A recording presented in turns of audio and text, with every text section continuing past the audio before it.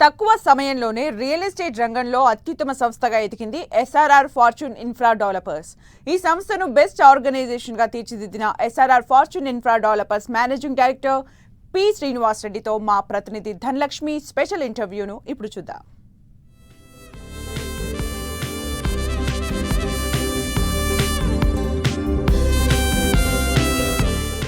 Hi అందరికీ నమస్తే, welcome to a special interview with NTV. నేను లక్ష్మి. ఎస్ఆర్ఆర్ ఫార్చ్యూన్ ఇన్ఫ్రా వ్యవస్థాపకులు ఎండి శ్రీ పరుపాటి శ్రీనివాస్ రెడ్డి గారు మనతో పాటు ఉన్నారు. 18 సంవత్సరాల సుదీర్ఘ ప్రయాణాన్ని ముగించుకొని 19వ ఏట కూడా అడుగుపెట్టేశారు. సో వెంచర్స్కి సంబంధించి, అంతేకాకుండా ఆయన లైఫ్ జర్నీ గురించి, ఒడిదుడుకుల గురించి, కష్ట సుఖాల గురించి అన్నీ మాట్లాడేద్దాం ఆయనతో. నమస్తే అండి శ్రీనివాస్ రెడ్డి గారు. మీ ఈ 18 ఇయర్స్ కంప్లీట్ చేసుకొని 19వ సంవత్సరాన్ని కూడా దిగ్విజయంగా ముందుకు తీసుకువెళ్తున్నారు వెంచర్స్తో. అయితే మీ చిన్నతనం అంతా ఎలా గడిచింది, ఈ వివరాల గురించి మాట్లాడుకుందాం. ఏం చేశారు చిన్నప్పుడు? చిన్నప్పటి నుంచి క్రికెట్ కానీ, అలాగే మన జిల్లవన అని చెప్పేసి ఉండేది. అన్నీ ఆడుకుంటూ పాడుకుంటూ మంచిగా జాలీగా పెరిగినాం. తర్వాత నేను ఇంటర్ అయిపోయి డిగ్రీ ఫస్ట్ ఇయర్ నాకు పోస్ట్ ఆఫీస్లో జాబ్ వచ్చింది. వచ్చేసినప్పుడు దాంట్లో పోస్ట్ ఆఫీస్లో చేసినా కానీ నాకు ఎప్పుడు అనిపించేది, ఇట్లా నేను కాదు, నేను ఒక 10 మందికి ఎంప్లాయ్మెంట్ కల్పించాలి, కొంతమందికి హెల్ప్ చేయాలంటే నేను ఈ జాబులు ఉంటే నేను చేయలేను అని చెప్పేసి ఏదైనా బిజినెస్ స్టార్ట్ చేద్దామని ఆలోచన వచ్చింది.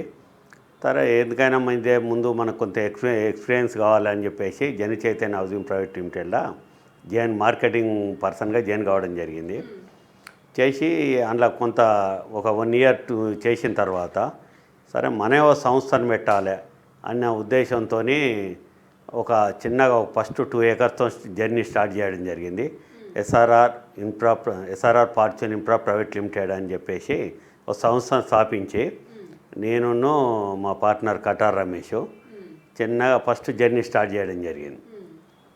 చేసేసి అక్కడి నుంచి చిన్న చిన్న చిన్న చిన్న ఇంత ఒటిడింతే అన్నట్టు ఒక 2 ఏకర్స్ నుంచి 1300 ఏకర్స్ వరకు రియల్ ఎస్టేటు సంస్థను ఒక నమ్మకమైన సంస్థగా తీర్చిదిద్దడం జరిగింది.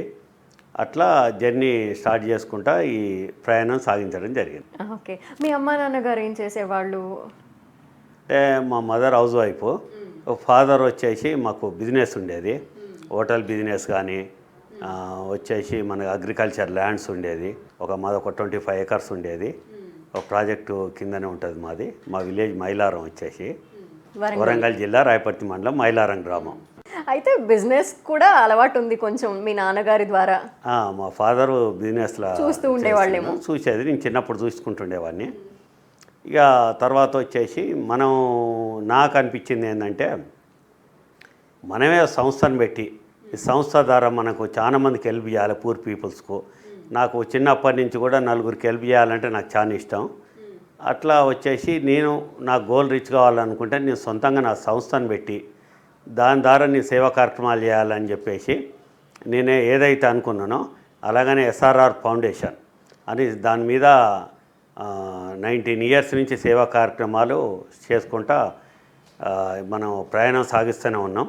కంపెనీ కూడా నమ్మకంగా ఇక్కడ వీళ్ళ దగ్గర ఎస్ఆర్ఆర్ ఫార్చ్యూన్ ఇన్ఫ్రా ప్రైవేట్ లిమిటెడ్లో తీసుకుంటే మనకు భరోసా, నమ్మకం, అలా పెట్టుబడి పెడితే కంపల్సరీ రిటర్న్ వస్తాయి అన్న ఒక నమ్మకం కస్టమర్స్ కలిగేటట్టు మేము చేయడం జరిగింది. చెప్పిన టైంకి అప్రూవల్స్తో డెవలప్మెంట్స్ అన్నిటితోని వాళ్ళ ప్లాట్స్ కూడా వాళ్ళకి కన్వర్ట్ చేయడం జరిగింది. ఆ కస్టమర్ దేవుళ్ళ వల్లనే ఇంత ఒటిడింతే అన్నట్టు కంపెనీ ఇంత ఒటిడింతే అన్నట్టు ఈ స్థాయికి వచ్చింది. 19 ఇయర్ జర్నీలో ఒక బిగ్గెస్ట్ రియల్ ఎస్టేట్ కంపెనీగా వచ్చింది. 19 సంవత్సరాల్లో అంటే మొత్తం కూడా ఒకటే లెవెల్లో ఉండదు. కొన్నిసార్లు ఏదో ఒక కష్టాన్ని ఎదుర్కొని కొన్నిసార్లు సవాళ్ళని ఫేస్ చేయాల్సిన అవసరం ఉంటుంది. అలా టఫ్ సిచ్యువేషన్స్ ఏమన్నా ఉన్నాయా సార్ 19 ఇయర్స్లో మీకు? వచ్చినాయి, తప్పకుండా వచ్చినాయి. కోవిడ్ టైంలో కూడా వచ్చింది. కోవిడ్ అందరికీ పెద్ద దెబ్బ వచ్చి బాగా దెబ్బ పడ్డది.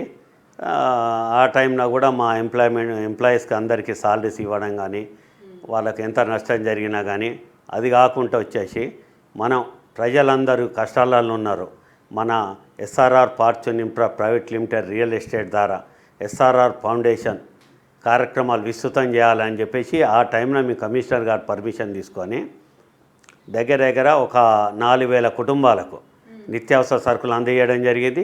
45 డేస్ ఫుడ్ ప్యాకెట్స్ మా ఎంప్లాయీని అందరిని పెట్టి కుక్ చేపించేసేసి ఓ రోజు వెజిటేబుల్ బిర్యానీ, ఓ రోజు పులిహార అట్లా వచ్చేసి ప్రతిరోజు 2000 మందికి ఈ మన బస్ స్టాప్లల్లో ఈ పూర్ గుడిచెలలో ఉండే వాటికి అందరికీ మేము ఫుడ్ సప్లై చేయడం జరిగింది. దాని తర్వాత లాస్ట్ 45 డేస్ తర్వాత 46 డే రోజు వచ్చేసి నాకు కూడా కోవిడ్ వచ్చి నేను కూడా సన్షైన్ హాస్పిటల్ అడ్మిట్ కావడం జరిగింది. అయ్యో. అయితే కోవిడ్ తగ్గిన తర్వాత మళ్ళీ రియల్ ఎస్టేట్ పుంజుకోవడం అనేది కష్టమేమో అన్న ఒక భయం అందరిలో స్టార్ట్ అయింది.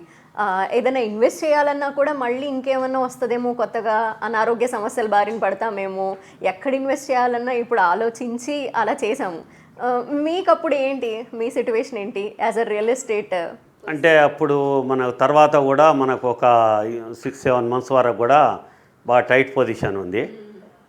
అయినా కానీ మేము ఏంటంటే సరే మేము ఎంతో నష్టాలు ఓడ్చుకొని కంపెనీ ముందుకు తీసుకుపోవడం జరిగింది.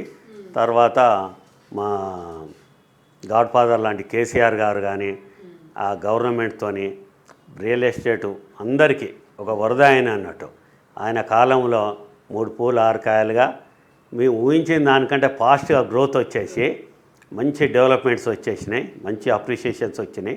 ప్రతి రియల్ ఎస్టేట్ సంస్థ కూడా గర్వంగా జరిగిన నష్టానికంటే డబల్ వాళ్ళు వచ్చేసి సంపాదించుకొని అంత ఫ్యామిలీతోని అందరు సంతోషంగా ఉన్నారు. ఎందుకంటే ఒక రియల్ ఎస్టేట్ బాగుంటే దీని మీద వచ్చేసి మనకు షాప్స్ బాగుంటాయి, లిక్కర్ ఆల్రెడీ వైన్స్ అది బాగుంటుంది, అలాగే గోల్డ్, దీనికి సంబంధించి చుట్టూ ఈ పరిధి అన్నది విస్తృతంగా ఉండేసి ప్రతి రియల్ ఎస్టేట్కి సంబంధించి అన్నీ ప్రతి ఒక్క రెస్టారెంట్ నడవాలన్నా కానీ రియల్ ఎస్టేట్ బాగుంటేనే మంచి కాస్ట్లీ హోటల్స్ కానీ రెస్టారెంట్స్ కానీ టూరిజం కానీ అన్నీ ప్రతి రంగం కూడా పురోగతి ఇస్తుందంటే అది రియల్ ఎస్టేటే కారణం. దీనికి అనుబంధంగా ఉన్నది, అంతా బాగుంది. మనకు తర్వాత వచ్చేసి మనకు ఎలక్షన్ బిఫోర్ ఒక 6 మంత్స్ నుంచి డౌన్ అవ్వుకుంటూ వస్తున్నది. అది ఇప్పుడు రియల్ ఎస్టేటు కొద్దిగా ఇబ్బంది పడుకుంటున్నారు. ఇప్పుడు కూడా మంచి రోజులు వస్తాయని చెప్పేసి మేము అందరం ఆశాభావం వ్యక్తం చేస్తున్నాం. ఈ వెంచర్ ఏదైనా స్టార్ట్ చేయబోతున్నారు అనుకోండి, అది ఎక్కడ స్టార్ట్ చేయాలి, ఏ లొకేషన్ అయితే బాగుంటుంది, అలాంటివి ఎలా ఆలోచిస్తారు? అంటే మేము వెంచర్ వేసేటప్పుడు ముందు చూజ్ చేసుకుంటాం. మెయిన్ ఏంటంటే ట్రాన్స్పోర్ట్ బాగుందా లేదా, కనెక్టివిటీ రోడ్స్ బాగున్నాయా లేవా, సరౌండింగ్ ప్రాజెక్ట్స్ ఉన్నాయా లేవా, ఫ్యూచర్లో ఈ ఏరియా అయితే బాగా డెవలప్మెంట్ వస్తుంది, గవర్నమెంట్ ప్రాజెక్ట్స్ వస్తాయి. దీనివల్ల ఇక్కడ పెట్టేస్తే ట్రాన్స్పోర్ట్కి ఇట్లా అన్ని రకాలు బాగుండి రైల్వే కనెక్టివిటీ కానీ బస్సు కనెక్టివిటీ కానీ అలాగే వచ్చేసి మనకు ఇంటర్నేషనల్ ఎయిర్పోర్ట్ కనెక్టివిటీ కానీ అలాగే ఐటీ కనెక్టివిటీ కానీ ట్రాన్స్పోర్ట్ బాగుంటే ఇక్కడ ఇన్వెస్ట్మెంటు అందరు చేస్తారు అని చెప్పేసి అది చూజ్ చేసుకొని ఆ ఏరియాలో ల్యాండ్ తీసుకోవడం జరుగుతుంది. ఓకే, ఇప్పుడు ఎక్కడెక్కడ ఉన్నాయి సార్ వెంచర్స్ మీవి? ఇప్పుడు మా వచ్చేసి సంగారెడ్డి RRR జంక్షన్ దగ్గర జస్ట్ హైవేకి 1/2 కిలోమీటరు 100 ఫీట్ రోడ్ కానుకొనే ఉంటుంది, బ్లాక్ టాప్ రోడ్ కానుకొని పెద్దాపూర్ దగ్గర. అక్కడ వచ్చేసి డిటీసీపీ లేఅవుట్ ఉందండి RRR 9. అలాగే వచ్చేసి మనకు నాందేడ్ అవి ఇప్పుడు కొత్త పడ్డది కంది దగ్గర నుంచి, కంది నుంచి నాందేడ్కి వెళ్ళే రోడ్లో నేషనల్ హైవేకి వచ్చేసి అక్కడ కూడా మాది ఒక 40 ఎకర్స్ లేఅవుట్, 10 ఎకర్స్ అప్రూవల్ వచ్చింది, డిటీసీ అప్రూవల్. డెవలప్మెంట్స్ కూడా మోస్ట్లీ అయిపోయినాయి. ఆడ కూడా మేము హైవే కానుకొని కనెక్టివిటీ రోడ్ కానుకొని బాగా రిచ్ అయ్యేటట్టు ఉండేటట్టు అక్కడ కూడా వెంచర్ వేయడం జరిగింది.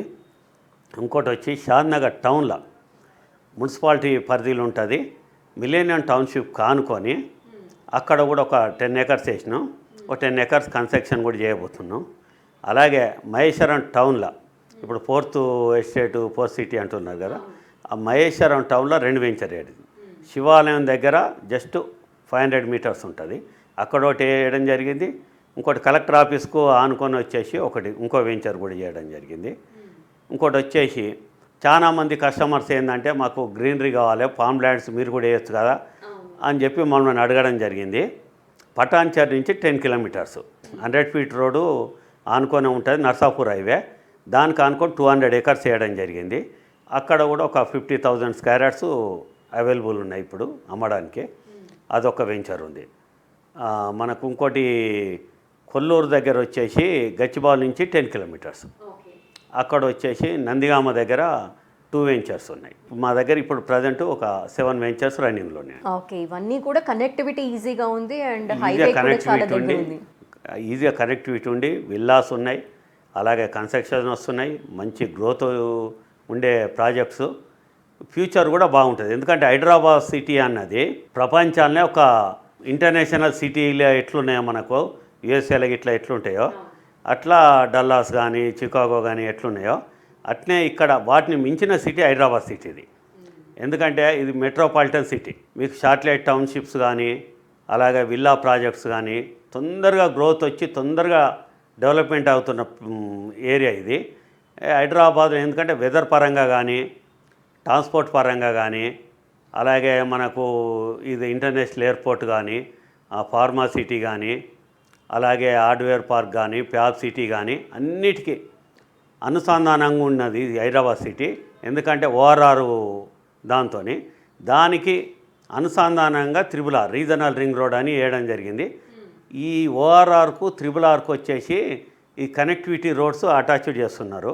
దానివల్ల దానికి కూడా మోనో ట్రైన్ అని చెప్పి సెంట్రల్ గవర్నమెంట్ ఒక రీజనల్ రింగ్ రోడ్ చుట్టూ పరిధి దానికి ఈ రింగ్ ట్రోన్ అని వేసేసేసి దాన్ని కూడా ఆ ప్రాజెక్టు స్టార్ట్ చేస్తున్నారు. దానివల్ల ఏంటంటే ఒక ఇది గేమ్ చేంజర్ అన్నది త్రిబుల్-ఆర్ అన్నది. దానివల్ల మంచి గ్రోత్ ఉంటుంది. ఫ్యూచర్లో మన ఓఆర్ఆర్ ఎంత డిమాండ్ వచ్చిందో మనం చూసినాం, ఎంత డెవలప్మెంట్ అయిందో దానికి 3 times త్రిబుల్-ఆర్ అన్నది డెవలప్మెంట్ అవుతుంది. దాన్ని చూజ్ చేసుకుని త్రిబుల్-ఆర్ ఎక్కడ వస్తుంది ఏంది జంక్షన్స్ ఏడున్నాయి దాన్ని పరంగా చూసుకొని మనకు సారపల్లి విలేజ్ అని ఉంటుంది మనకు నాందేడ్ హైవే జస్ట్ మన సైట్ నుంచి 1/2 kilometer జంక్షన్ వస్తుంది.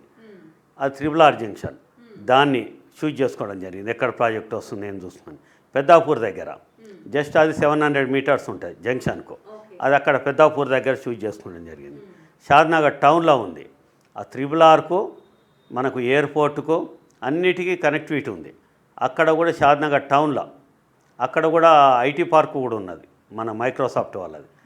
ఇంకా ఐటీ ప్రాజెక్ట్స్ కూడా వస్తున్నాయి. దాన్ని అనుసంధానంగా ఉన్నది కాబట్టి అక్కడ చూజ్ చేసుకోండి. మహేశ్వరం కూడా చాలా ప్రాజెక్ట్స్ వచ్చినాయి. దానికి అనుసంధానంగా అక్కడ ఓఆర్ఆర్ గిట్ల దగ్గర ఉంటుంది కాబట్టి ఇంటర్నేషనల్ ఎయిర్పోర్ట్కు అనుసంధానంగా ఉన్నది. ఫార్మా సిటీకి ఫ్యాబ్ సిటీకి అన్నిటికీ అనుకూలంగా ఉన్నది కాబట్టి అక్కడ కూడా చూజ్ చేసుకోవడం జరిగింది. మా SRR fortune infra developers LLP private limited వారి ఉదయ నమస్కారాలు. థ్యాంక్ యూ అండి.